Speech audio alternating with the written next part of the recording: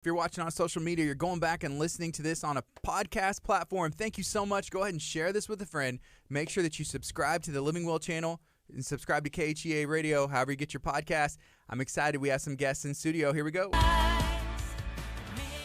Good morning. This is KHEARadio.com, 99.5 FM. This is Kickstart. My name is Gardy. I got a guest in studio. I got two guests, but I got one who's pretty much the man every Tuesday. Good morning, sir. Introduce yourself. Oh, my name is Dr. Aaron Chapa. It's great to be here. I feel great to know that I am the man today. The man. Yeah, that feels really good. You just made my insides feel like a little jump, a little jolt. I think I needed that, so I appreciate the vouch of confidence there.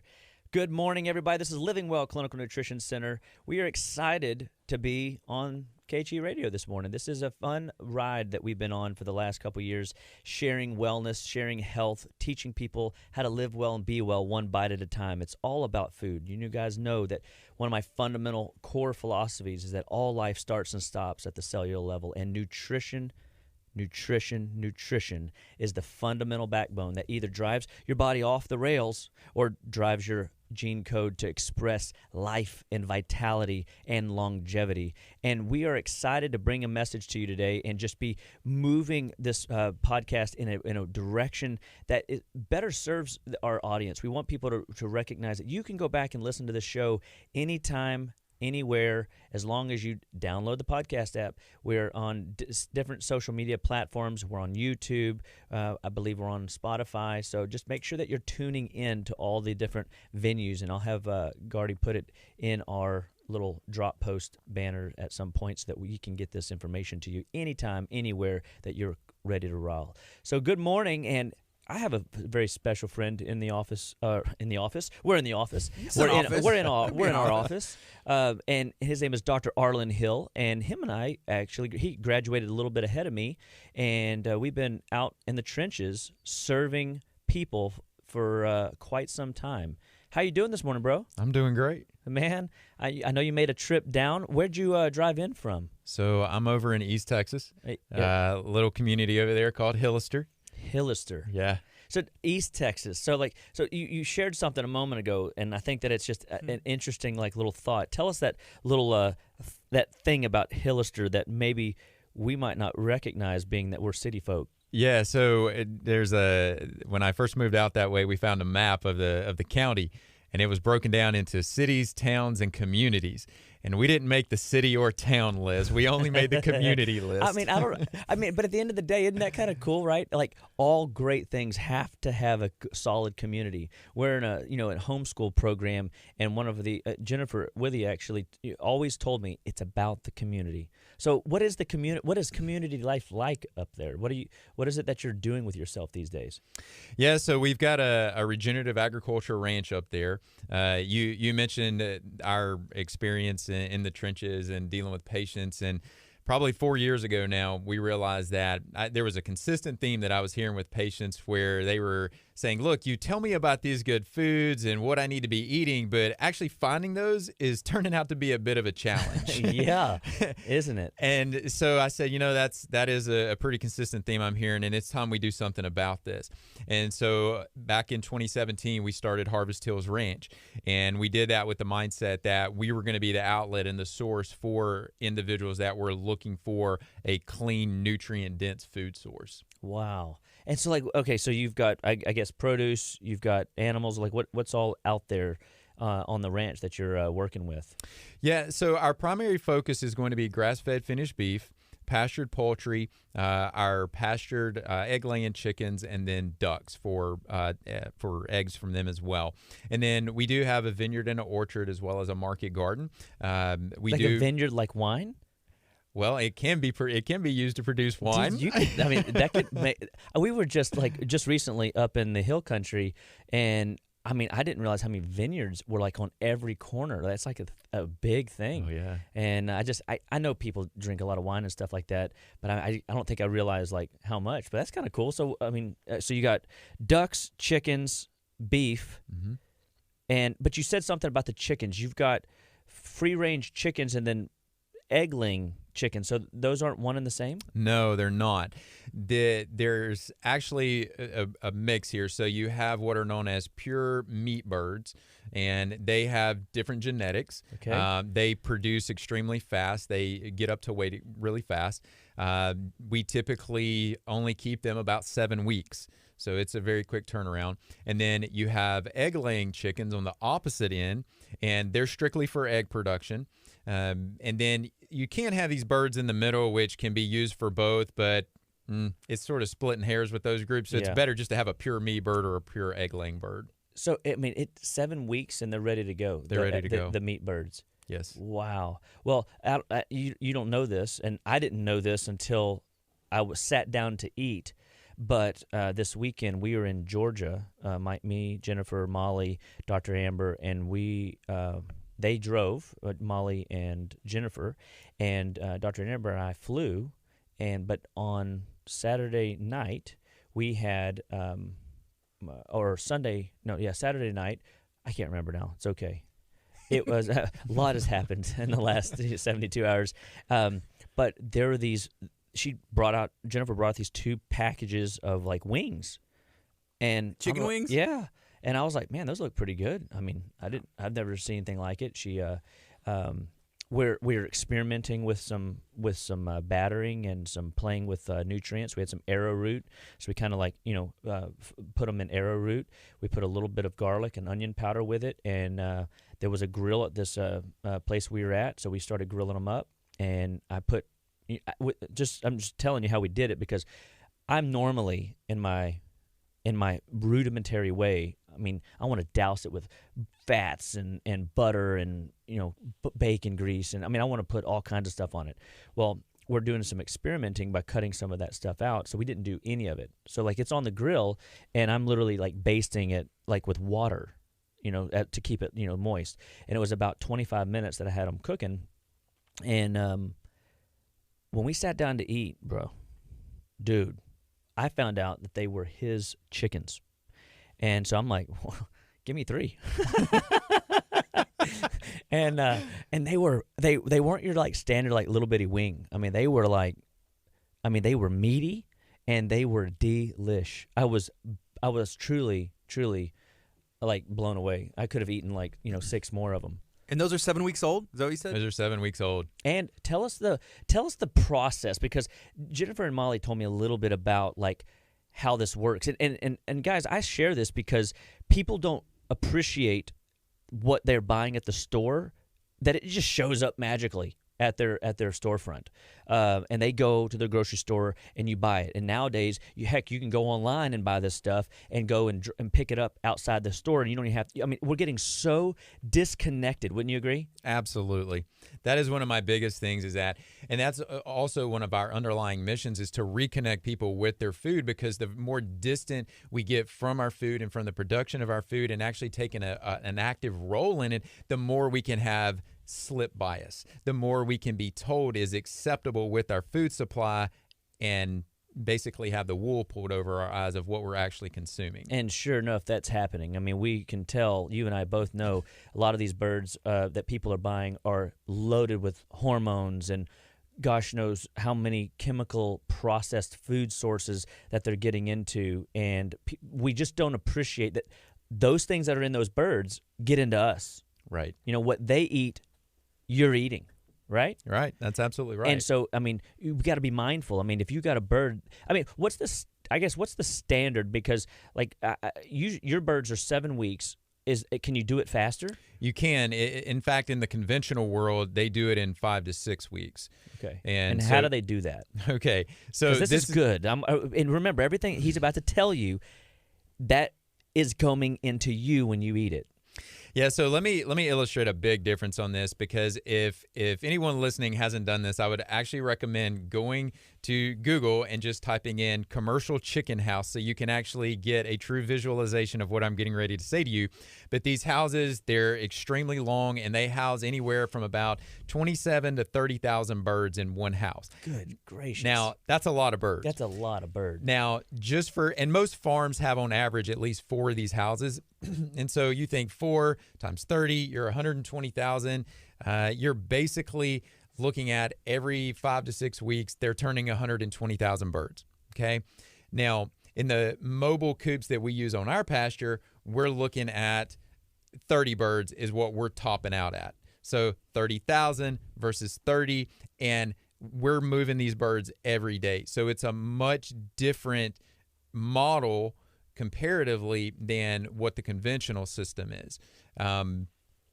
When we're moving those birds, we're giving them fresh grass every day, and we actually start them out in what we call a brooder. So we have to attend to make sure that they have an adequate amount of space in that brooder. We control their environment, and then when they hit that 2.5 to 3 week age, we can move them out to pasture, and they finish their entire life on the pasture, or finish the rest of their life on pasture. Wow. Okay. So I'm fascinated with, biology. I guess that's just how you and I are wired, right? We just like how things evolve and come together. And so, and so if these guys can do this in 5 to 6 weeks, they're manipulating something. You have to. And so what is it that they're manipulating? So a couple of things on this. So you have to, first of all, understand that when they're in these environments, in these closed environments where you're not allowing the chickens to express their normal chicken activity, right? We want to keep what we might call the chickenness of the chicken, if you will, right? Which I would envision would be pecking the ground, looking for worms. Yeah. Scratching, doing the things that chickens do, right? Those animals are not allowed to do that in that conventional model. So by virtue of that, you have to have inputs that are going to influence that. So some of the things that they do have antibiotics that they introduce into these in different ways, because otherwise you've got them in a crowded space. You would have various bacterial diseases spreading rampantly in that environment. Because they're sitting in their stuff. They're just sitting in their manure, whereas you compare that to what we do, whatever they defecate over a 24-hour time frame, the next morning they get moved. And so now they've got completely clean pasture to work with, right? And that happens every single day. So will a bird sitting like in that big, what'd you call it, the chicken house? The conventional chicken house. Conventional chicken house. If they're sitting in their stuff, are they smart enough to know not to peck into the ground, or do they stick their head right in the ground? They'll still peck into it. Oh my gosh! Yeah, in fact, so not only are they getting antibiotics, they're getting, excrement. They're getting excrement too. In fact, one of the things that I hope their buddy next to them had a good meal last night. I think that's what you're trying to tell me. Yeah. Well, they're all having the same meal because that's going to be a controlled controlled feed source, right? Yeah. So they're only letting a certain feed come through there, which is predominantly corn, soy based. So it's a grain based feed, which most people are going to look at that and say, well, I only want chickens that are on grass and that are eating grass. And the reality of that is that a chicken is not a cow. They don't have the same digestive system.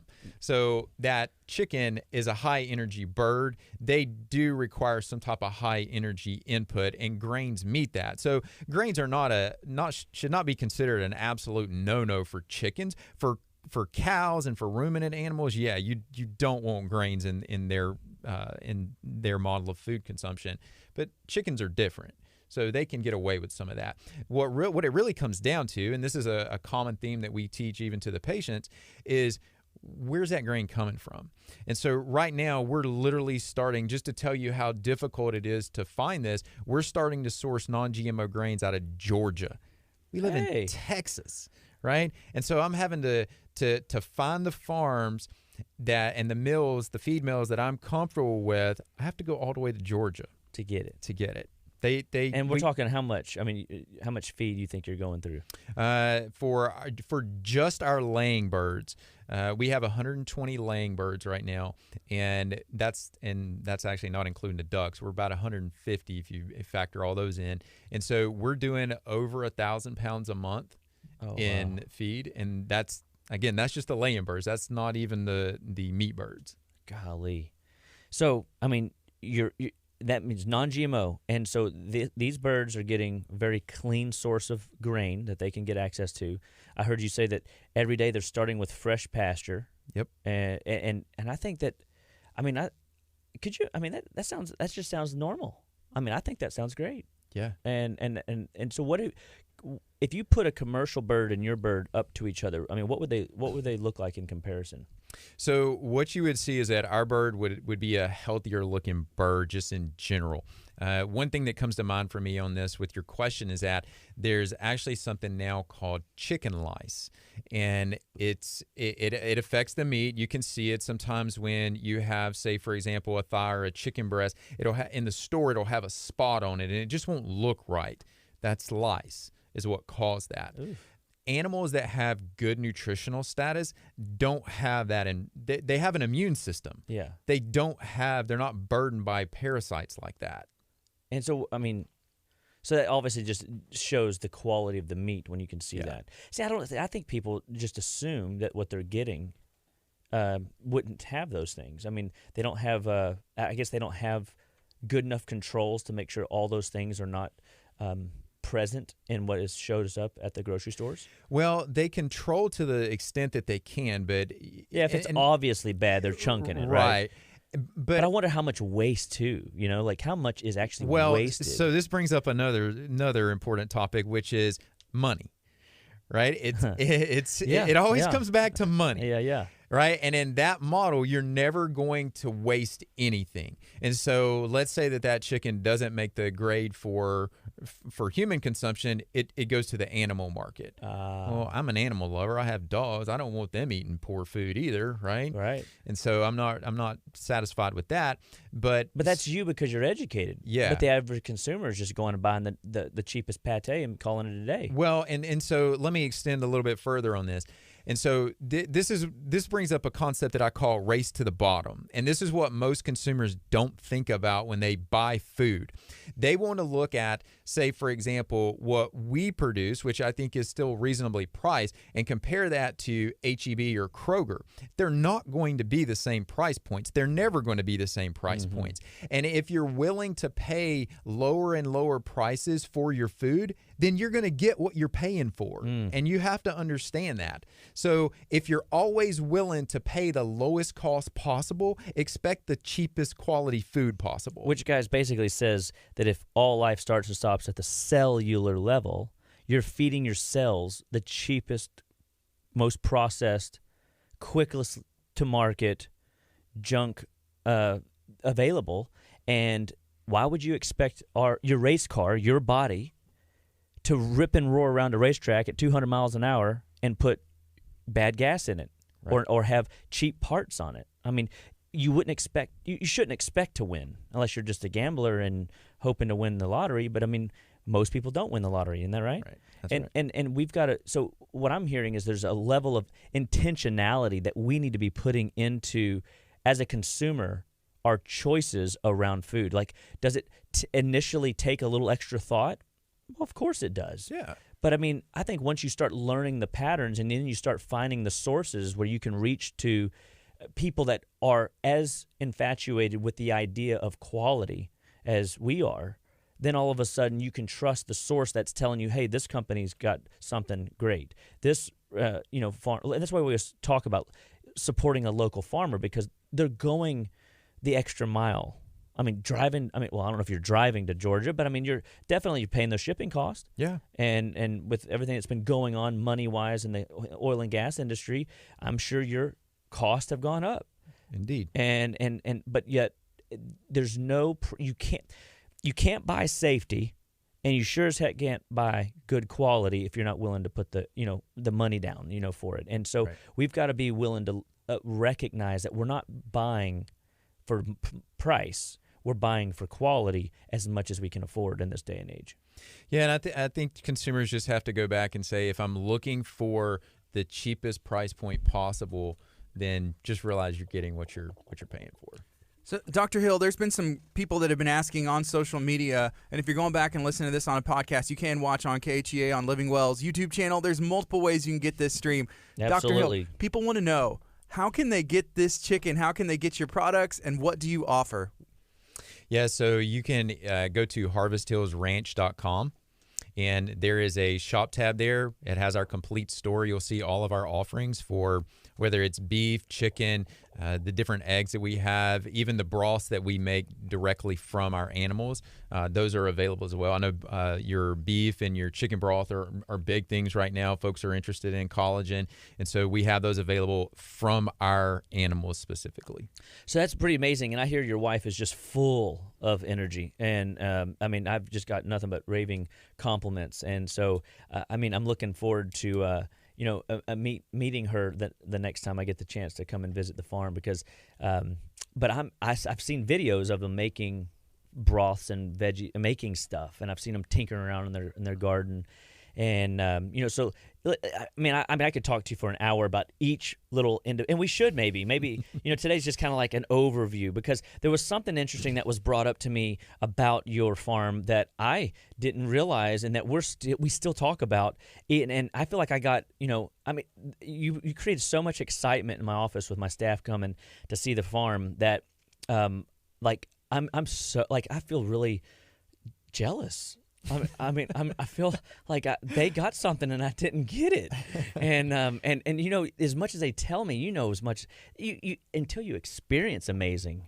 You can be told about it, but man, I want to be touched at the cellular level with a good experience, So, but we were talking about your cows. We were talking about you've got this long device out in there that out in your farm that has different minerals that you get from everywhere, and I want you to tell us a little bit about those minerals, but that you specifically use and why, okay? Because again, people just assume there's a cow out there. There's plenty. Every time I drive, from here to Austin, or even here down the street, and you see a cow pasture and you see cows out there, that they're getting everything they need off that land. Maybe. If the landowner and the caregiver actually gives a rip, right? Right. And so you got to take that into consideration. Just because there's cows on that land doesn't mean that cow's healthy, even though he still pees and poops and does all. I did see something really cool on the way to the airport yesterday. It was a brisk, beautiful morning. The sun was just perfect, and I'm so fortunate. I always catch animals in the act, and there was crystal clear little stream of. Not a stream. It was like the size of your bottle of water there, pee, being pierced by the sun's rays, sparkling.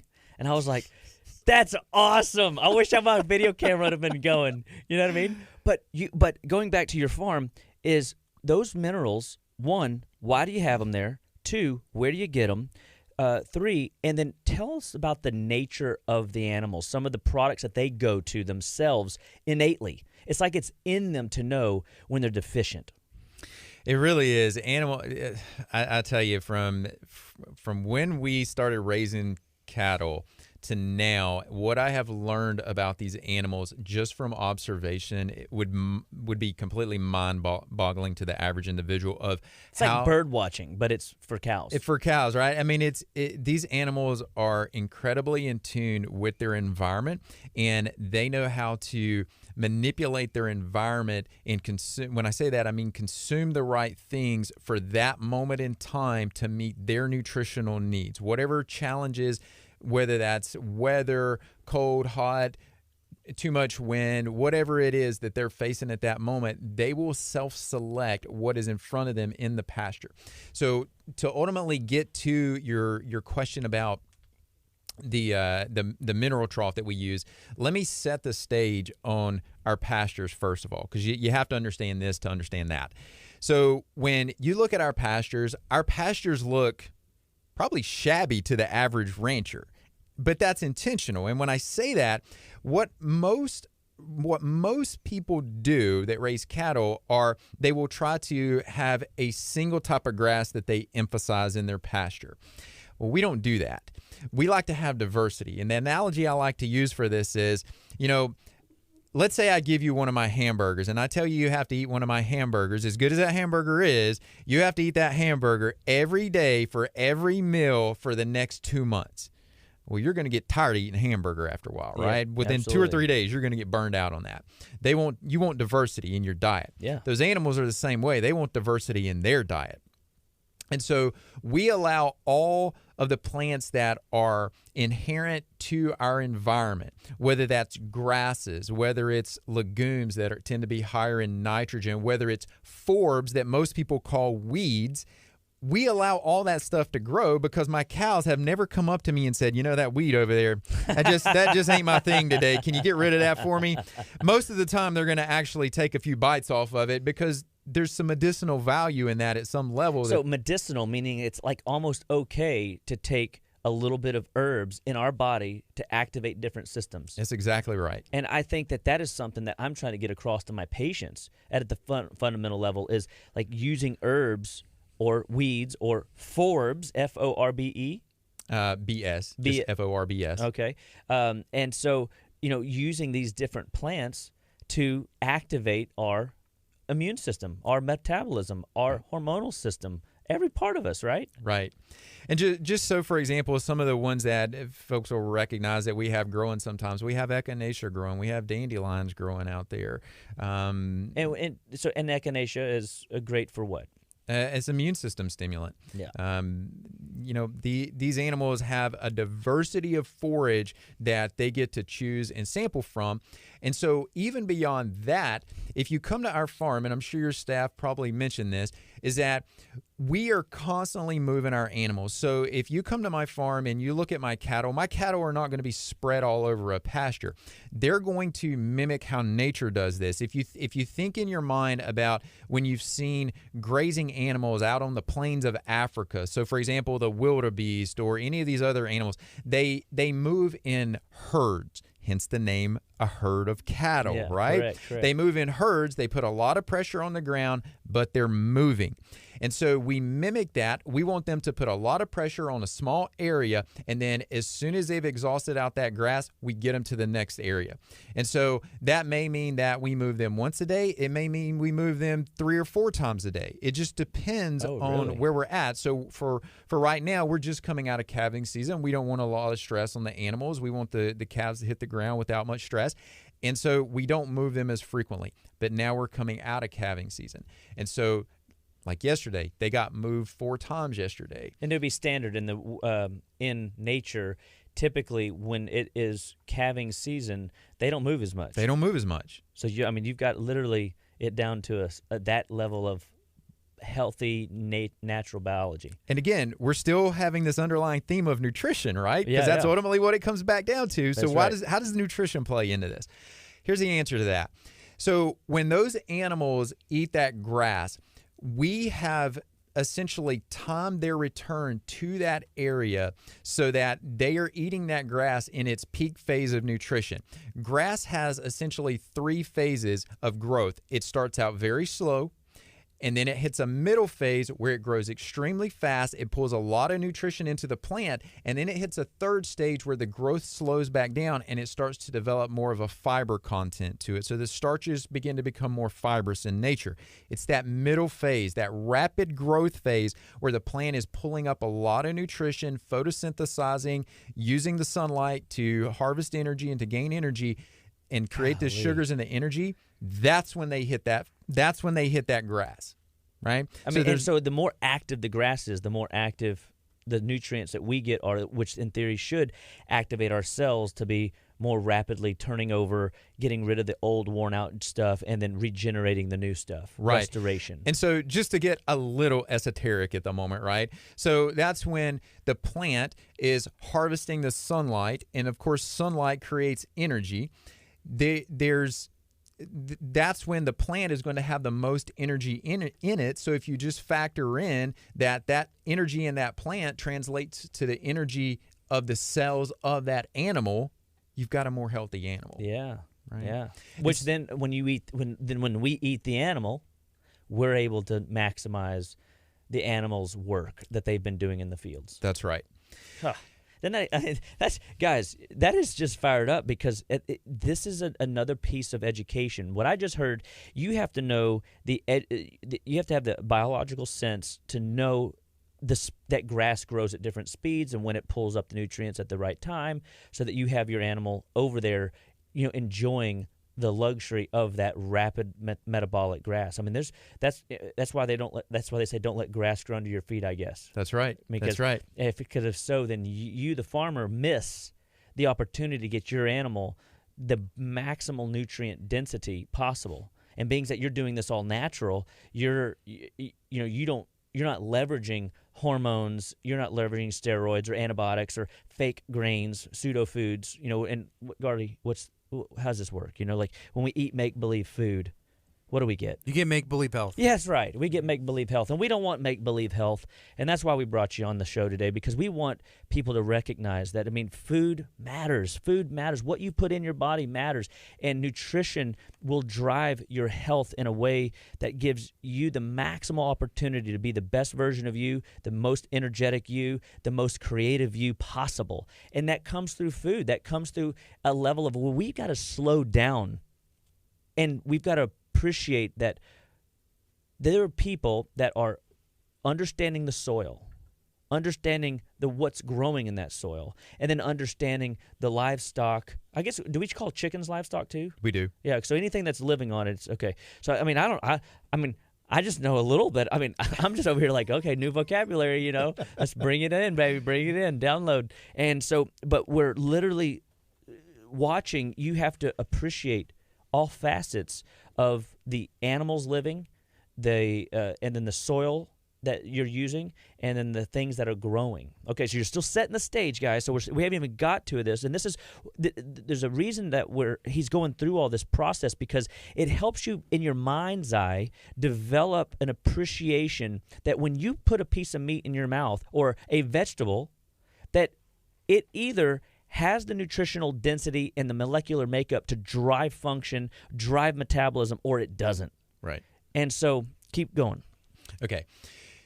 You have no doubt in these shows and in your podcast have at some point, and probably multiple times over, talked about the gut microbiome. Oh, yeah. Right? Everybody knows that Dr. Chapa likes talking about poop and likes talking about things that go on down there. You know what I mean? And sometimes they even say, look, you can't say poop so many times on the radio. Well, it's my job to say poop. If you knew that you would get paid to evaluate poop so much, would you have gotten into this work? Probably, because I just enjoy the biochemistry and the functionality of it. Yeah, absolutely. And you know what's really interesting is that the cattle are the same way. All the livestock are this way. When I walk out in the pastures, I'm always looking at the cow pats. I want to see what those cow pats look like. I want a certain consistency. I take the sticks, I break them up. I want to make sure that rumen has completely digested the forage that animal has taken in. So I bring up this subject about the microbiota because we understand and have at least at a minimum appreciation about how important that is for human health. Well, that whole story equally translates to the microbiome in the soil. And this is where really nutrition starts to come to life, because when those plants are photosynthesizing and taken up, any excess carbohydrates that they have, they push that out through the root system.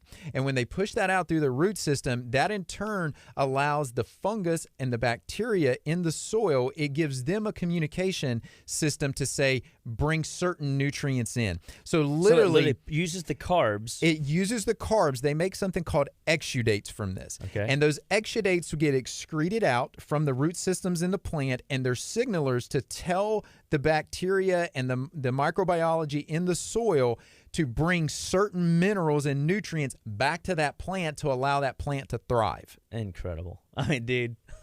It's amazing. It's amazing. Now, what happens, just to put a thought process out there for folks, what happens when you add an herbicide or a pesticide to this system? You break that whole process apart. Right? You disrupt the communication channel between the soil, the microorganism, the fungus, and getting that nutrient into that plant. So now when that animal goes and takes that bite of that plant, it's not as nutrient dense. And this is the real conversation that we should be having. Not just organic, not just chemical free or chemical laden. Is it nutrient dense? You can slap a USDA organic symbol on a food and it be chemical free, but it's still not nutrient dense. And the best example I can tell you on this is that we've all bitten into these carrots where they just have a bit of a soapy flavor to them. They don't taste sweet and rich like a carrot should. That's right. That carrot is not nutrient dense. So back to the idea of intention, we have to have intention with creating nutrient density, right? Wow.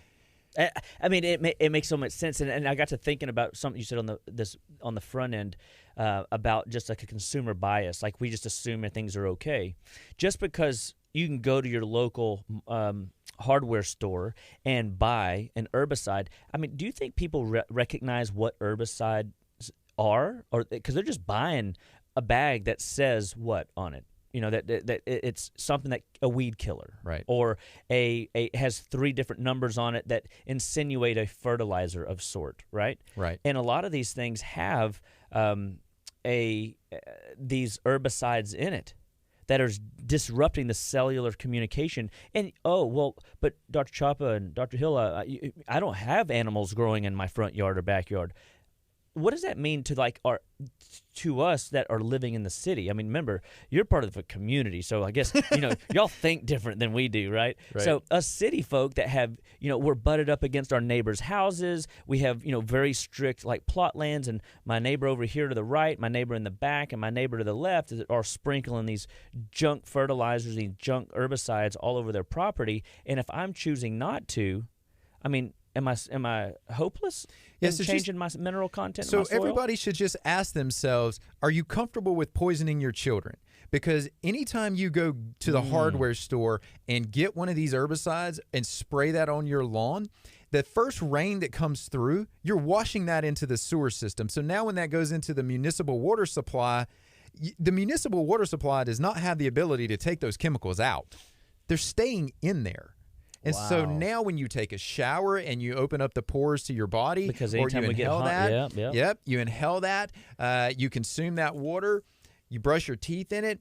Every time you do that, you're exposing yourself to those chemicals that you were comfortable with putting on your lawn just because you needed to kill a few weeds out there. And because we've been told that weeds are bad. Right. Because we call them weeds and not forbs. If we call them forbs, maybe we would have a different attitude, right? That's right. And so, I'm really experimenting with healthier fertilizers and things like that on my yard and letting things grow. And there for a while, my yard really looked, weedy, so to speak, or should I say forby. And, but to your point, not just your kids, which, by the way, we should all be thinking about that. If they're walking around barefoot in these things, it's also coming up through the pores of their feet. We know there's metabolic downloads in the hands and feet. And my kids and I were doing exercises, bear crawls, and lunges in the backyard yesterday. And had we been a chemical environment, they'd be sucking that stuff up because their body temperature's rising, those pores are opening, and now not only am I creating a toxicity, I'm enhancing the mineral needs they have. Well, what if I don't know what I know and I'm not giving them extra minerals? Dude, I almost just pitched you a ball down the middle, because here it comes. You go back to the farm and tell us about.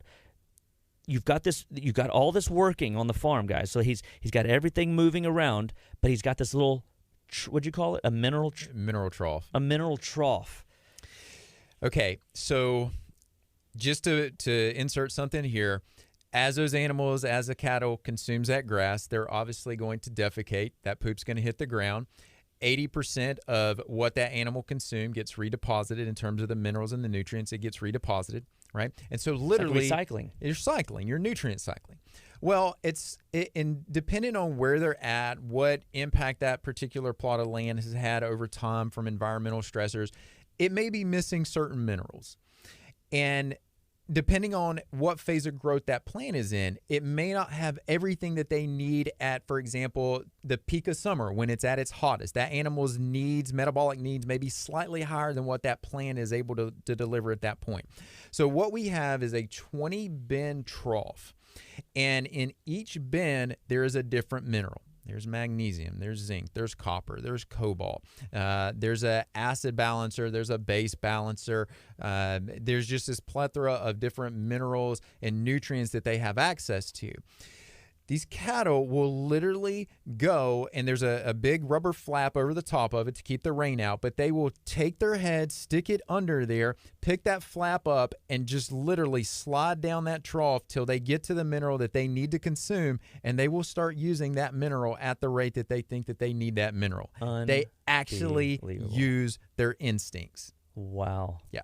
So have you ever like seen where like they don't touch a mineral for like I don't know how long they would not touch it, and then all of a sudden they just go to it? We actually saw this one time with potassium. When I put the trough out, we put the trough out initially. It was in January when we did this, and we did not see the cattle touch the potassium until one day in August. I mean, literally, I would go out there and lift that flap up every day just to check the supply, and the potassium had never been touched. And I thought, well, there's something wrong with this potassium. I literally walk out there one day in August. It's hot. It's hot. And they had wiped out the entire bin of potassium in one day. The whole herd had wiped it out. Wow. There was something about that potassium that they needed at that moment, that availability was able to make up that difference for them and keep their metabolic function at its peak. Unbelievable. I mean, to me, I think that's where we really would love to get ourselves to, where we're instinctually knowing that we need carrots or Brussels sprouts or broccoli or cabbage or some, asparagus. We need certain veggies in certain seasons. I mean, everything grows in seasons, but yet we live in a land now where we have unlimited access to all kinds of things that we never had access to before. And people think, like going back to what you were talking about earlier, the variety is good. We got a plethora of variety we can pull from, but does that equate to the same thing that you're talking about? Or is there something to the fact that we should be eating in season? We should be eating in season. Let me use the cattle as an example on this. There are times of the year when we will harvest cattle, and there's times of the year that we don't harvest cattle. And what we always try to do, to the extent possible, and the environment and the weather dictates this from year to year a bit, so these time frames shift slightly, but we want to try to catch these animals at the peak of their nutrition. So when they have gained the most weight, and there's going to be the best flavor in the beef, there's going to be the most nutrition in that beef, and that's when we try to harvest that. We're not going to harvest animals in the dead of winter when the entire landscape is completely brown because all the grasses are dormant and the animals are just simply trying to maintain body condition at that point in the year. What do you do? What do you do to kind of assist or help without like doing it for them or synthesizing processed junk into their realm? Yeah, there's two things that we solely depend on. The first of which is that we use a process called overseeding. There are in our environment in Southeast Texas, as we all know, with this past year being the exception, it doesn't get that cold here, right? I mean, we don't have that many days of freezing here. So what that means is that there's a lot of opportunity for plants that are known as cool season plants to actually make it all the way through the winter. And so we can use those cool season plants. They're native here, but they have to be planted. So we have to plant those every year. But there are things that people have heard of like ryegrass. I mean, it's just that ryegrass will sustain through the entire winter. That's why a lot of folks use that on their yards because they want to keep their yards green through the winter months. Makes sense. So we use that, and then we also use hay, but not just any hay.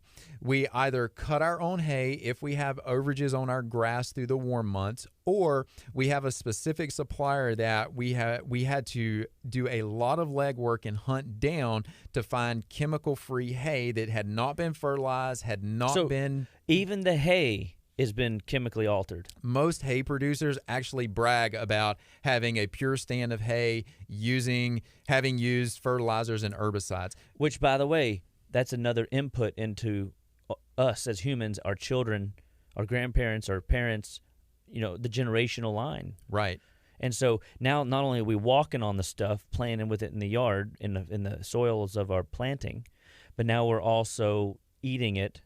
We're putting it on in the form of water because it's all the rain runoff. Right. I mean, so we're creating a toxic mess hole. Yeah, and actually, there's information out from University of Purdue or Purdue University up in Indiana that actually shows that the herbicide can turn into a gaseous phase and be easily transmitted through the air. Oh my! So now we're inhaling it, just being around it. It can just get into the airstream, into the wind stream, and move. So you have found this chemical-free hay, which your animals then are pretty. I'm sure they come up to you and say, "Thank you, Dr. Hill, for serving us so well," right? Or they just keep on. I mean, you really know too when they walk past, and you're like, "Man, I was downwind from that one," you know. Well, actually, we don't have any foul smelling, like the things that you might traditionally associate, say, for example, like with a chicken farm or a hog farm or a feedlot, those types of smells that everyone knows are offensive. We don't deal with any of that stuff. Like, we never think about that. That is amazing. Well, I think it goes back to when you have healthy soil, and that healthy microbiome in the soil would theoretically, go upstream into the healthy ecology of the GI tract of the species that it's living on that property, right. And then wherever that animal goes and is consumed, and it doesn't even have to be animal. I mean, I'm sure you got produce out there too, mm-hmm. Correct? Yes. I mean, I know you said you got a vineyard and you've got some of those. My wife's really interested probably in the vineyard, and so we can talk about that at some point. But the reality is even the produce has an ecology in it, and that's all of those things we can bring into our bodies and maximize the expression of health. So actually, since you brought up the vineyard, when your office staff were out at the farm, we had actually taken the chickens and sectioned them off around the vineyard. And the reason we did that is they were going through, they were picking the bugs, and they were providing their manure. So now we fertilized and we dealt with the pest issue all at the same time. And because of the increased growth in the grasses under the vines that came back, we'll continue to monitor that throughout the warmer months, but that's how we hold the water down in that area. And the more moisture we can keep in that environment, the more activity we can have from the microbiology, from the fungus, from the bacteria in the soil. It would be just like us not drinking water or not having any fluid consumption. At some point, we're going to get dehydrated. Yeah. You have to have the water available, and maintaining that lush, the grass growth under that is what allows us to be able to do that. Man, and it's just amazing to me even though I kind of have an understanding and appreciation for this, because I've been to farms before and I've listened to, people talk about having the science down where the plant pops up out of the ground at that harvest level right after the bugs leave. Like they have it, timed really down to a art and a science. And it's just fascinating to think that that's even possible. But listening to you, all the different ways that you can maximize the soil ecology of your land, because you recognize and know that if you have good soil ecology, then all the livestock, all the produce have good, rich nutritional density. So, you're like going the extra mile for things that some people don't even appreciate as life. Because we're all self-centered and selfish a bit, right? So we think, well, I just care about me. Oh, really? Well, let's see your diet. Right. Oh, don't go there, Dr. Chop. I like my fast food. That fast food place just pulls me in, right? My daily convenience is just they're easy for me. You don't understand. Well, I thought you said that you care about yourself. And we're trying to educate people, right? This is one of the hardest things that you and I do in practice. Yep. Is to teach people that they're worth it. And I think that, if people, when we listen to stories like you're painting this picture of life on the farm, I think that you can begin to listen to how the reflection now comes back to you to make a choice on how are you going to move forward with this new information. Right. If you're ignorant, we understand you're going to make some mistakes, but unfortunately, there's still consequences for being ignorant, isn't there? There are. So they say ignorance is bliss, but I'm not convinced. I think not knowing, because who doesn't love sinking their face into, all the delicacies of sugar and processed food. But man, if we could get people to recognize, if you could get your patients to recognize that their worth is paramount, that they were created by God Almighty. He knit them together in their mother's wombs. And we find that no one's teaching moms how to eat well so that they feed. Isn't there a transferable story in how you're caring for the soil in order to care for the animals that live on it, which ultimately cares for you and your family? Right. Right? And remember, that was the whole reason I started this. Yeah. Right? I grew up farming. That was my early childhood. And I did want to go back to that environment, but I ultimately did this. My driving force were patients. Was why I wanted to get back out there and get them to reconnect. And I think, like you or I might look at this at this point in our life where we're at now, when we consume, say, a piece of grass-fed or finished meat, or we consume that pasture-raised chicken and we bite into that, and there's a satisfaction both not only at the level of our taste buds, but also in knowing that we made a choice that would sustain our health over the long term, right? There's a mental satisfaction in that. So we got that little dopamine release, right? That stimulated the front portion of our brain and created some pleasure there for us. That's what people are reaching for sugar for. Well, you don't have to constantly reach for sugar to get that same mental response. You just have to develop a new type of relationship with food. Oh, so, and isn't that interesting? We have relationships with our food. I always tell patients that come in and tell me, well, my high cholesterol, my blood pressure is genetic because my doctor told me so, right? Or their doctor tells them, well, that's just what life's going to be like because you're getting older. Right. Sorry to be that guy to tell you that. But yet you and I come along and say, no. Your habits are familiar, meaning most people follow the same 10 to 11 meal plans that their moms and dads provided to them growing up. And then maybe they get a little bit of a hodgepodge of, husband, wife, family integration. But typically, the wife makes 80% of the health decisions for the family, grocery shopping decisions, all that stuff. So really, those 8 to 10 to 11 meal plans come from her side predominantly. And ultimately what's happening is people are just following a recipe. Right.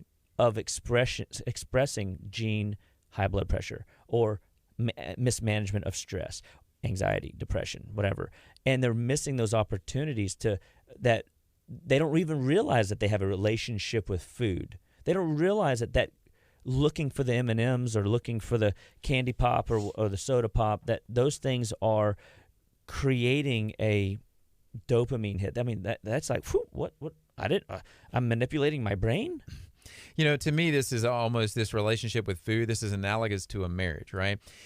No matter how long you've been married, you have to put some intention into that marriage. You have to nurture that marriage, right? It's true. And it's the same thing. And if you don't do that, it doesn't mean that the relationship isn't there.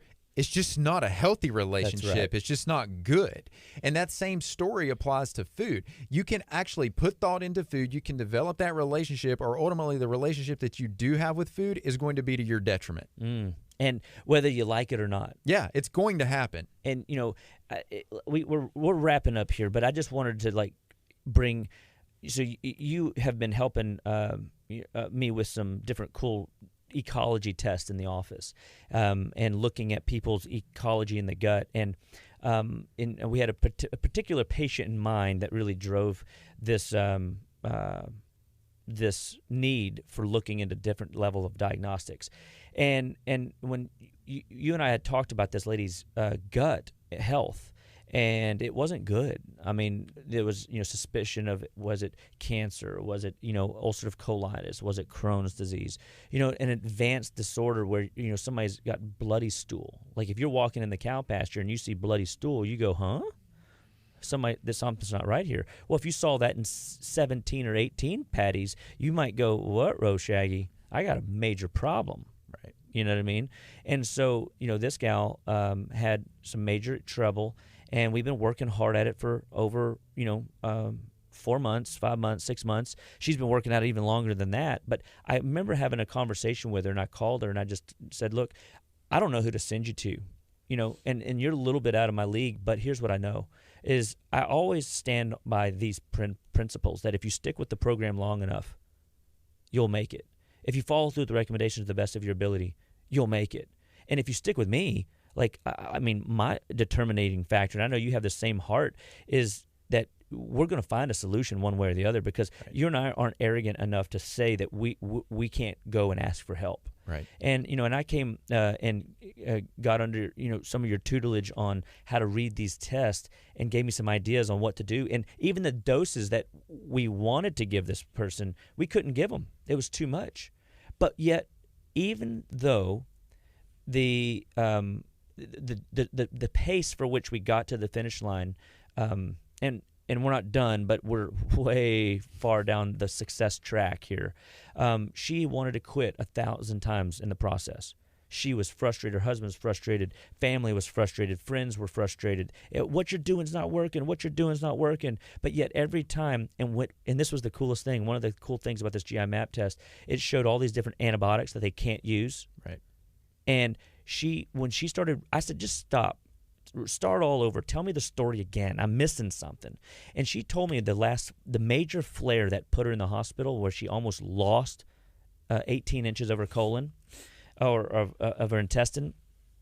They had put her on antibiotics at an ER clinic, right? Because they don't do it as thorough as a job as a GI might do, or definitely not even close to some of the things that you and I are digging for, right, and asking questions around. I said, you know what?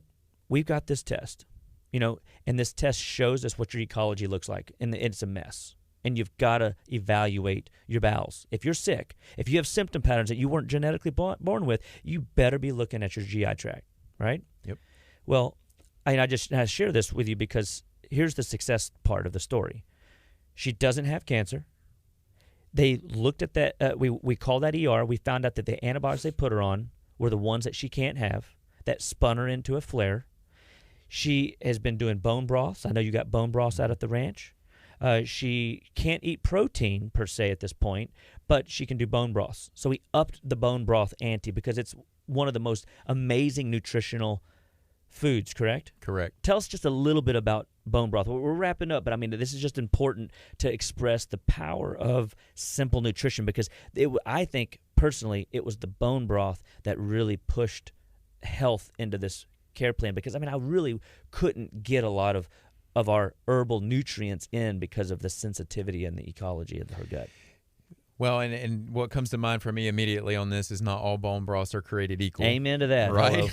Yeah. And if you're buying it from the store, you're probably not getting what you're making on your ranch. Right. And so the only reason I bring that as the initiating statement here is to say that when we look at what bone broth does offer, the minerals that are in there, since it is coming from the bone and that's such a mineral dense area, the various proteins. We know collagen is such a ubiquitous compound throughout the body. It's found pretty much everywhere throughout the body. And so literally, if you don't have that coming in some form and you don't have that nutrient density there, your immune system's not getting the support that it needs. You can't control inflammation the way that you would ideally want to be able to control that. You're not healing and restoring the membranes that line the gut wall.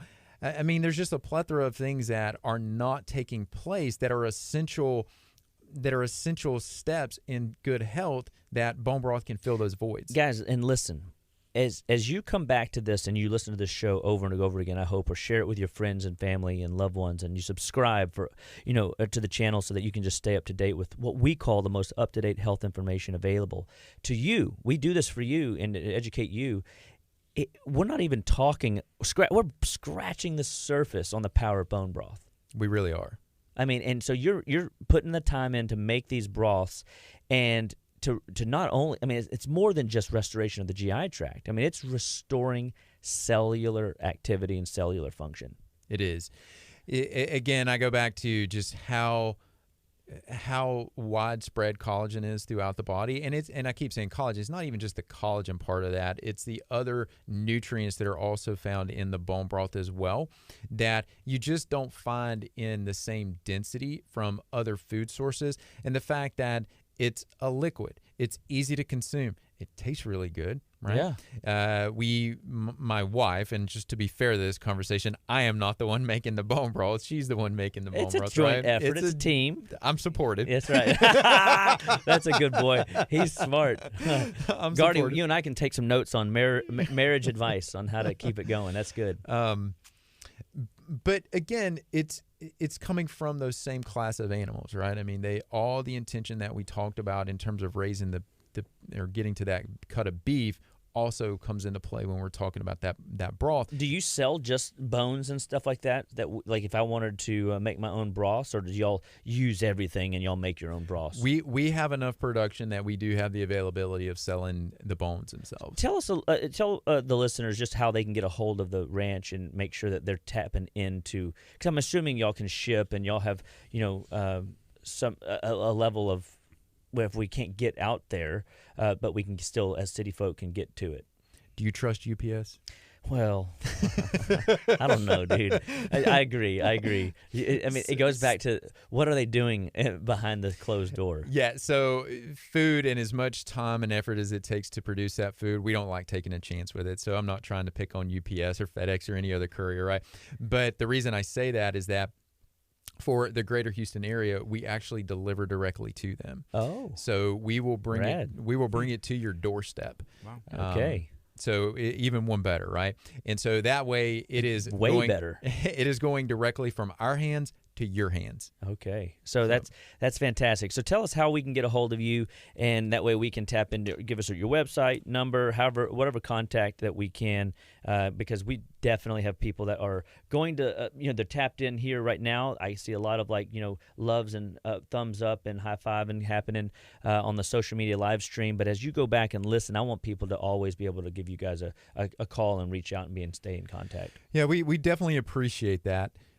So first, let me just say this.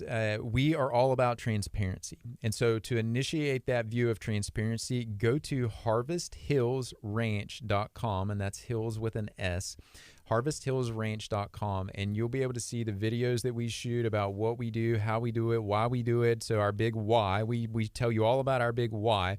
And then we also have a Cooking with Leah page up there, which is my wife showing you how to prepare these. So if you have apprehension about, I don't know what to do with this, well, we're helping you out with that too. Yeah, absolutely cool. And then you can click right on the shop tab. You'll see it right on the homepage there. And then from that, you'll be able to go into the online store. You'll see the different types of beef boxes, chicken boxes, mixed meat boxes that we have, the different bundles that are available for the broths and the eggs.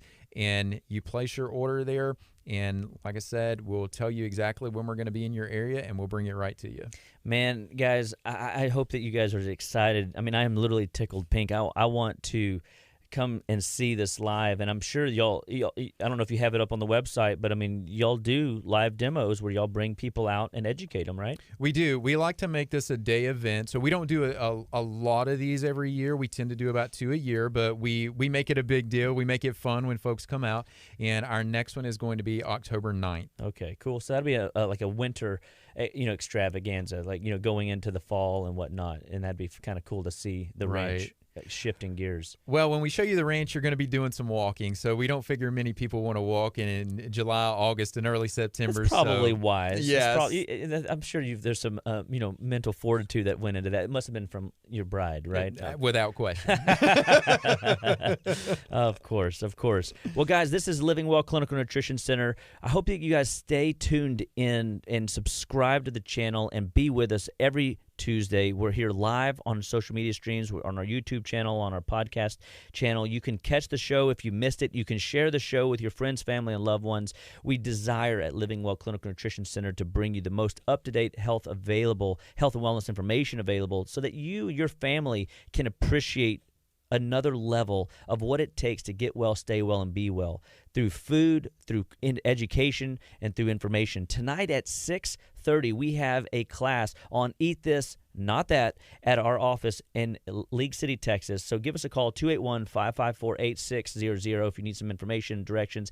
You can visit our website at justlivewell.com and make sure that you are there. You're going to love the information. We are constantly updating and giving out new information. Some of it is, fundamentally the same, but yet we have evolved it and we continue to tweak it. This weekend, me and my whole clinical team were at the, sitting with doctors from around the country, learning diet ideas and how that empowers the neurological system in our body to enhance your bones, to enhance your mind, to enhance the muscles, to enhance the visceral organ systems in your body to perform and work better. We never stop learning. We want to grow and learn so that we can help people grow in who they are and find the best version of them. So as we shut down today, Gardy, was there any questions that we needed to make sure that we answered that people There was like 50 questions we didn't get a chance to ask or answer. Well, maybe we could get one. I don't know if we got time, but if we got time for one. Let's go ahead. So this one was from Molly, and I thought it was a really good question. She said, do you ever see the need for antibiotics or medicine in your animals? What do you use for sick chickens?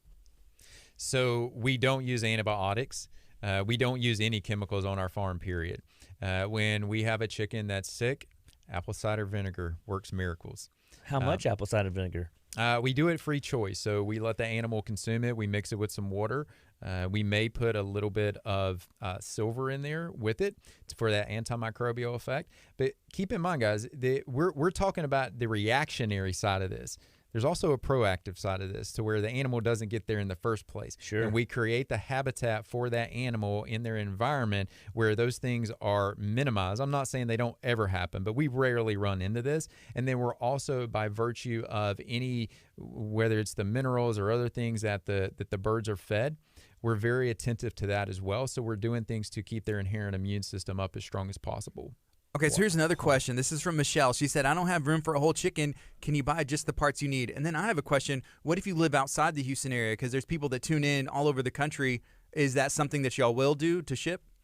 So we don't outside of the Houston area right now. So part of the reason for that is there's two answers to this question. So the first is that it's the expense of doing that to make sure that it gets there in a timely manner. Most people aren't willing to deal with the expense. It's very expensive right now. The other reason that we're not really big fans of doing that is that we want people to connect with local farmers in their environment, right? Truthfully, I'm not trying to feed the world. I'm trying to feed my community. And so we want people to connect with farmers in their area that have a operation similar or of like mind to what we do and develop that relationship with them. Okay, that's cool. So can they order, if they don't have like a whole chicken, can they order parts of the chicken? Or I'm guessing that's the same with the cows and stuff too. Yeah, so we do cuts. We don't force individuals to buy, say, like a half cow, quarter cow, whole cow, that type of thing. That's not our business model, and we do end up cutting all of our chickens into parts. So you can buy the chicken breast, the thighs, the wings, drumsticks. Just like we had. I mean, and no doubt about it, dude. I mean, I've eaten it all, and I even rationalize it with myself. Well, I mean, I just can't get access to it. But the reality is, I mean, your packaging was, I mean, there was plenty to eat, and we literally were like, this is so good. We wanted to stuff ourselves. I mean, we had an issue of like, okay, wait a second. There is a consumption. Like, it's okay that we can buy more, right? We can reproduce this. Right. I mean, it was so good. Oh man, it made my teeth sweat. It was so good, man. It made me happy. Thank you for that feedback. Yeah, it's great. Here's another good question. This is from Crystal. She said, what role does population density of your livestock play in the health of your animals? We do attend to that, and this is where the example I can go back here is looking at the cattle. This is getting into some of the nuances of cattle raising, but we have what we call stock density versus things like stock rate. We don't really need to delve too far into all that stuff, but we pay attention to those things. And again, we're paying attention to the number of animals that we have per acre, but it's not necessarily just about trying to hit a specific number. It's about watching my pastures and actually seeing how those animals are using that forage, making sure that we're not running into a trend for, say, 30, 60, 90 days ahead where we're going to run up short on forage. So we pay attention to that. And then as far as the density on those animals, we keep our animals in that herd mentality. In the industry, this is known as mob grazing. So we like to keep them in tighter groups to mimic the herds of nature and how they would naturally move. Wow. I mean, I just kind of, think about the going back to the mineral trough. Should we have like a mineral trough for our pets at home? And if so, what would we? I mean, obviously, it's not going to be as big as what you're describing. It doesn't have to be, but what should we put down there? And would they? I mean, what I'm hearing is if we could allow them to innately, go and grab what they need, it goes to this proactivity level of keeping your chickens or your beef or your ducks healthy.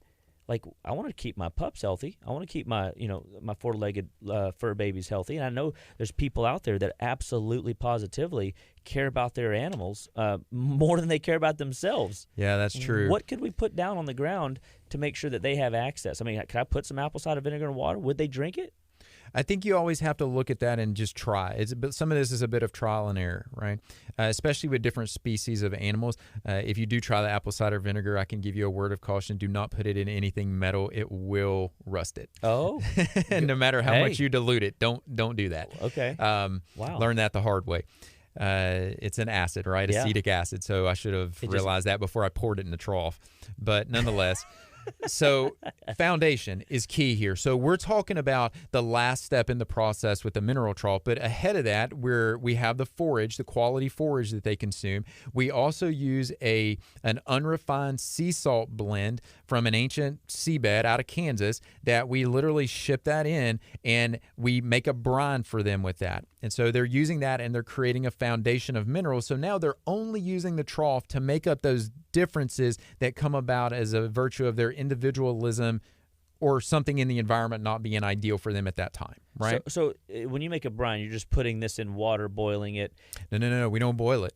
It's just literally taking the unrefined sea salt and putting it in a trough of water, and then they consume it. We give them fresh water, we give them the brine water, and they have access to choose between which ones they want. Whoa, cool. And then if it sits there long enough, you just drain it and start over fresh.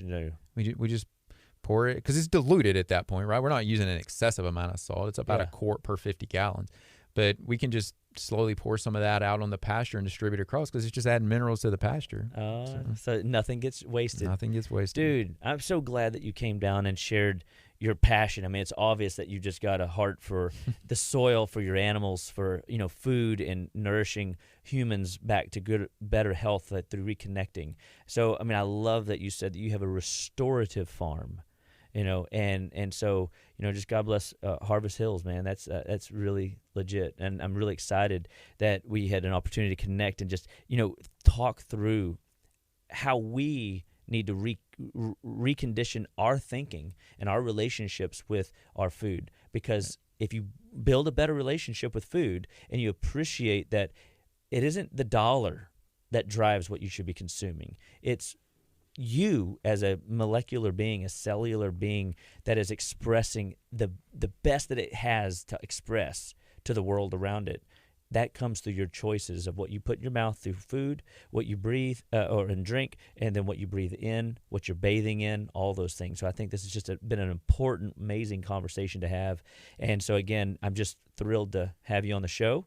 And, man, we'll do it again. Absolutely. And, I mean, if I can maybe twist Guardian Kurt's arm, maybe I can get him to come up to the ranch. We'll just have a little private, tour. We'll chop it up and make all kinds of fun videos. That'd be fun. That'd be legit. Yeah. I've always wanted to go to Hillister, Texas. I'm sure you have. I mean, you always wanted to go to a real community, right? I love communities, yeah. So the thing that sticks out to me is Dr. Hill at Harvest Hills in Hillister, Texas. Was that on purpose? It was not. It all just fell into fruit, into Perfect design, dude. Was, it's right? so good. Well, guys, God bless you all. We'll check you on the flip side. Remember, every Tuesday, 9 to 10, we are here live on social media, YouTube, Facebook. We are on the air on 99.5 FM. If you cannot catch the show live, no sweat. Just subscribe to our social media platforms and make certain that you share, like, and comment so that you can stay up to date, that you can get the best of the best when it comes to health, wellness, and nutritional information so that you can feel good, live good, and age well all the days of your life. So God bless you all. We'll check you on the flip side. So you can go to harvesthillsrange.com. You can also go to justlivewell.com or search Just Live Well on Spotify and Apple Podcasts and catch up on all the episodes with Dr. Chapa. All right.